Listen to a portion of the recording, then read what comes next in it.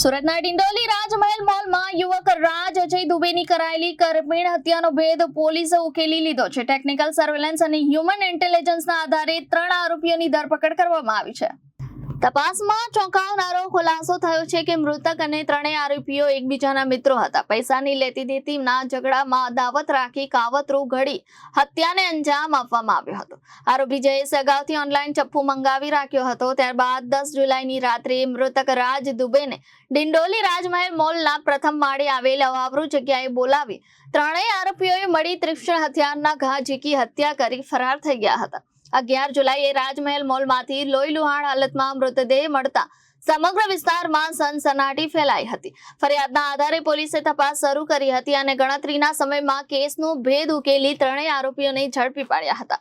પકડાયેલા આરોપીઓમાંથી પ્રશાંત ઉર્ફે પવન ઉર્ફે બાસી સામે અગાઉ પણ ગુનો નોંધાયેલો હોવાનું સામે આવ્યું છે। હાલ ત્રણેય આરોપીઓ સામે વધુ કાયદેસરની કાર્યવાહી હાથ ધરવામાં આવી રહી છે।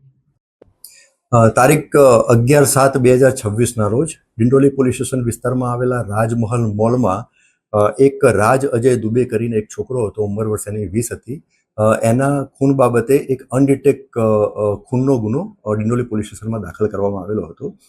ગુનાની ગંભીરતાને ધ્યાને લઈ અને ખૂન જેનું થયેલું હતું 20 વર્ષનો છોકરો હતો, એ બધી બાબતોને ધ્યાને લઈ અને સુરત શહેરના માનનીય પોલીસ કમિશનર શ્રી વાબાંગ જમી સાહેબ, સેક્ટર 2 સાહેબ, નાયબ police commissioner zone 6 Rajesh Parmar સાહેબની સૂચના અને માર્ગદર્શન હેઠળ ડિંડોલી પોલીસ સ્ટેશનના પીઆઈ શ્રી વાઘેલાના નેતૃત્વ હેઠળ 3 અલગ અલગ ટીમો બનાવવામાં આવેલી અને એ ત્રણેય અલગ અલગ ટીમોને કામની સોંપણી કરી અને ગુનો ડિટેક્ટ કરવા અને આમાં જે સંડોવાયેલા આરોપીઓની શોધી અને ધરપકડ કરીને આગળની કાયદેસર કાર્યવાહી કરવા માટે જરૂરી બ્રીફ કરવામાં આવેલા હતા। જે અનુસંધાને હ્યુમન ઇન્ટેલિજન્સ અને ટેકનિકલ સર્વેલન્સના આધારે આમાં જે સંડોવાયેલ 3 આરોપી હતા એની વિગત ડિંડોલી પોલીસને મળી। એ આધારે ડાંગ જિલ્લાના સાપુતારા તરફ જવાના રોડ ઉપર આ ત્રણે આરોપીઓ એક 2 વ્હીલરમાં જતા હતા, તો એમને ઇન્ટરસેપ્ટ કરી અને ત્રણેય આરોપીઓને ત્યાંથી લઈ અને ડિંડોલી પોલીસ સ્ટેશન લઈને આવેલા છે। એમની પ્રાથમિક પૂછપરછ અત્યારે હાલ ચાલુ છે। પ્રાથમિક પૂછપરછમાં એમને ગુનો કરેલાની કબૂલાત કરેલ છે અને આ જે ગુનો જે મોટિવ હતો આ ત્રણેય આરોપીનો, એમાં એ રીતનું હતું કે ત્રણ આરોપીના પહેલા તો નામ જણાવું કે 3 આરોપી પૈકી પહેલા આરોપીનું નામ છે જયેશ ઉર્ફે જેમિન ભરત વૈષ્ણવ, એની ઉંમર વર્ષ છે 20 અને એ સાઈ દર્શન રેસિડેન્સી ડિંડોલી વિસ્તારનો રહેવાસી છે। બીજા આરોપીનું નામ છે હિતેશ ઉર્ફે સોનુ મનોજ કટિયાર, એની ઉંમર વર્ષ 19 છે, એ પણ સાઈ દર્શન રેસિડેન્સી ડિંડોલી સુરતનો રહેવાસી છે। અને ત્રીજા આરોપીનું નામ છે પ્રશાંત ઉર્ફે પવન ઉર્ફે બાશી રાજુ સિંધે, એની ઉંમર વર્ષ 19 છે, એ છત્રપતિ શિવાજીનગર લિંબાયતનો રહેવાસી છે। આ ત્રણેય આરોપી અને જે ભોગ બનનાર જે છે એ બધા મિત્રો હતા। આ જે 3 આરોપી પૈકી 2 આરોપી એટલે કે જયેશ વૈષ્ણવ અને હિતેશ કટિયારે એને અને વિક્ટિમ જે છે ભોગ બનનાર રાજ અજય દુબેને એને પૈસાની લેતી દેતીની મેટર હતી। આ વિક્ટિમને આ બંને આરોપીઓએ 5000 રૂપિયા આપેલા હતા અને એ બાબતની આ 4 જણ ભેગા થઈ એટલે કે 3 આરોપી અને વિક્ટિમ આ 4 ભેગા થઈ અને વાતચીત કરતા હતા અને એમાં વાતચીતમાં ઉગ્ર સ્વરૂપ લીધું અને એ ઉગ્ર સ્વરૂપ અને વાતચીતના અંતે આ જે જયેશ જેમિન ભરત વૈષ્ણવ અને હિતેશ ઉર્ફે સોનુ મનોજ કટિયારે એ બંને પાસે હથિયાર હતું, એટલે એકના પાસે છરી હતી અને બીજાના પાસે ગુપ્તી હતી। તો એની ઉપયોગ કરી અને આ વિક્ટિમને એ ગંભીર ઈજા કરવામાં આવેલી હતી, જેના કારણે આ વિક્ટિમનું મોત થયેલું છે। હાલમાં ગુનાની તપાસ ચાલુ છે। બંને હથિયારની વાત કરું તો હાલમાં પ્રાથમિક પૂછપરછ ચાલુ છે, હથિયાર હજુ રિકવર કરવાના બાકી છે અને આ 3 આરોપી જે 2 વ્હીલર ઉપર ભાગ્યા હતા એ 2 વ્હીલર પર પોલીસે તપાસ દરમિયાન હસ્તગત કરેલું છે અને એને કબજે કરી અને આગળની કાયદેસર કાર્યવાહી કરવાની ચાલુ છે। આ 3 આરોપીઓ પૈકી એક પ્રશાંત ઉર્ફે પવન ઉર્ફે બાસી રાજુ સિંધે, એના વિરુદ્ધમાં અગાઉ લિંબાયત પોલીસ સ્ટેશનમાં 2024માં એક શરીર સંબંધી ગુનો પણ દાખલ થયેલ હતો। આમ હાલમાં આ ગુનાની તપાસ ચાલુ છે। આમને પૈસા આપેલા હતા, આ જે બંને આરોપીઓ જે છે વિક્ટિમને આપેલા હતા અને એ બાબતની જ ઉગ્ર બોલાચાલી થયેલી। અત્યારે હાલ મેં જેમ વાત કરી એમ કે પ્રાથમિક પૂછપરછ 3 આરોપીનું કરી છે, એમાં એમને આવું જણાવેલું છે। બીજી વસ્તુ કે અમુક સાયન્ટિફિક એવિડન્સ, મેડિકલ એવિડન્સ પણ મળેલા છે અને સાયોગિક પુરાવા પણ મળેલા છે। એ અનુસંધાને આ 3નું ઇન્વોલ્વમેન્ટ જણાઈ આવેલું છે અને હજુ હાલ પ્રાથમિક પૂછપરછ પછી પણ એમની જરૂર પડે રિમાન્ડ લેવામાં આવશે અને આગળની કાયદેસર કાર્યવાહી કરીને જે કંઈ વિગતો હોય એ આપ સમક્ષ રજૂ કરવામાં આવશે.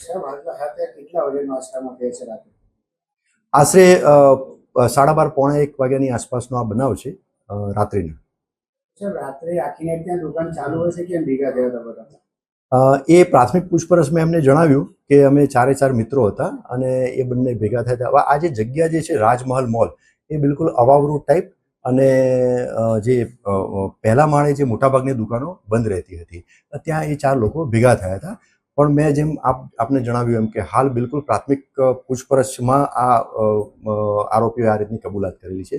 ત્યાં એ લોકો કેમ ભેગા થયા હતા, શું કારણ હતું અને બીજા પણ અમુક એવિડન્સ લેવામાં આવશે તો એમાં વધુ ચિત્ર સ્પષ્ટ થશે.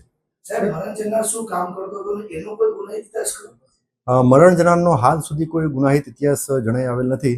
મરણ જનાર જે છે એ 2 વ્હીલર જે વ્હીકલ કંપની તરફથી જે લોન ઉપર આપવામાં આવે એ લોન રિકવર કરવાનું એટલે રિકવર એજન્ટ તરીકે કામ કરતો હતો.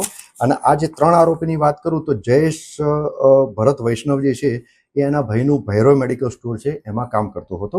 આ હિતેશ મનોજ કટિયારે એની આ જે જગ્યાએ બનાવ બન્યો એટલે કે રાજમહલ મોલ એમાં એની વોલપેપર અને ઇન્ટિરિયરની દુકાન છે એની. અને ત્રીજો આરોપી જે છે એ પ્રશાંત ઉર્ફે પવન બાસી રાજુ સિંધે એ પાંડેસરા વિસ્તારમાં સ્વામિનારાયણ ટ્રાન્સપોર્ટ નામની કંપની છે એ કંપનીમાં કામ કરતો હતો.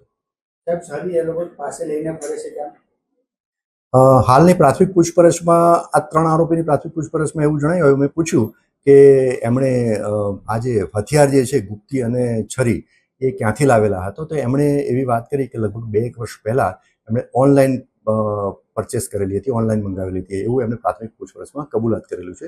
તેમ છતાં આ દિશામાં તપાસ ચાલુ છે. અગાઉ પણ સર આ મોલમાં કંઈક અસામાજિક પ્રવૃત્તિઓ થઈ ચૂકી છે. આ બાબત કોઈ મોલ પ્રશાસન વિરુદ્ધ ઠોસ કાર્યવાહી કરવામાં આવશે? હાલમાં મેં આપને વાત કરી કે હાલ પ્રાથમિક તબક્કામાં તપાસ છે. અમારી પ્રાયોરિટી આરોપીની વિરુદ્ધમાં પુરાવા એકત્રિત કરવાની અને સૌથી પહેલાં પ્રાયોરિટી તો ગુનો ડિટેક્ટ કરવાની અને આરોપી પકડવાની કાર્યવાહી હતી એ અમે પૂરી કરી છે. હવે તપાસ મજબૂત થાય, તપાસમાં તમામ પુરાવાઓ ભેગા થાય, વ્યવસ્થિત બધા તમામ પ્રકારના એકત્રિત કરવાની કાર્યવાહી ચાલુ છે. અને એની સાથે સાથે આ મોલમાં, કારણ કે મેં આપને જણાવ્યું એમ કે મોલમાં અંદરના ભાગે ઘણી બધી દુકાનો બંધ રહેતી હતી એટલે અવાવરૂ ટાઈપનું હતું. એટલે આવી અવાવરૂ જગ્યા હોય ત્યાં અમુક લોકો ભેગા થઈને અસામાજિક પ્રવૃત્તિ કરતા હોય એટલે આ દિશામાં પણ અમે તપાસ ચાલુ કરશું પેરેલલ.